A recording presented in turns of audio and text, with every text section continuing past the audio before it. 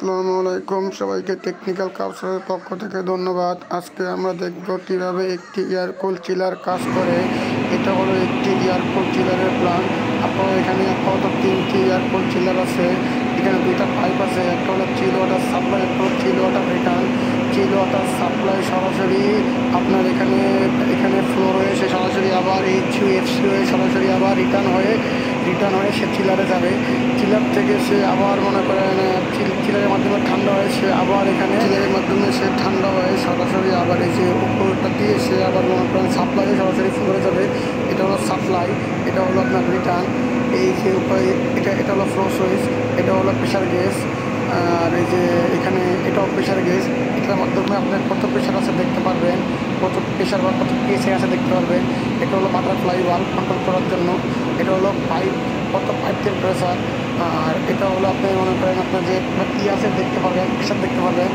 এই যে সে এখান থেকে কিন্তু কন্ট্রোল করতে পারবেন। যে এটা হলো হেডার, 2টা হেডার আছে, একটা হলো সাপ্লাই, একটা হলো রিটার্ন।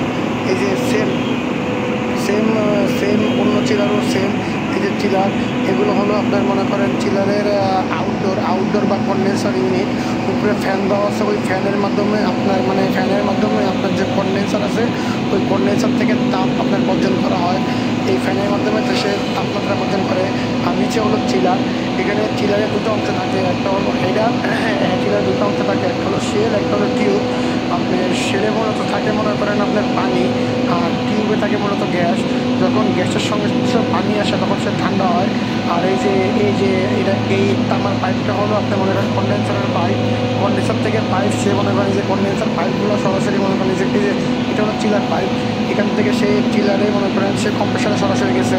মূলত এটার কাজ হলো কম্প্রেসর থেকে সরাসরি হাই প্রেশারে সে এখানে কন্ডেন্সার পাইপ হয়ে সে মানে হাই প্রেশারে সে সরাসরি মনে করেন এখানে কন্ডেন্সারে যাবে। কন্ডেন্সার কী করবে?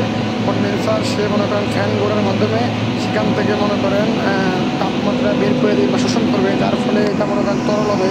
আপনার যে গ্যাসটা বা যে হিমায়তটা এটা তরল হয়ে সে যখন মনে করেন এক্সপেনশন বাল্বে যাবে, এক্সপেনশন বাল্বে গিয়ে সে মনে করেন তাপমাত্রা কমবে এবং ইভাপোরেটরে যাবে। ইভাপোরেটরের সংস্পর্শে ঠান্ডা হবে। এই যে এটা হলো আপনার ফ্রন্ট সাইড, এখানে আপনার প্যানেল থাকে।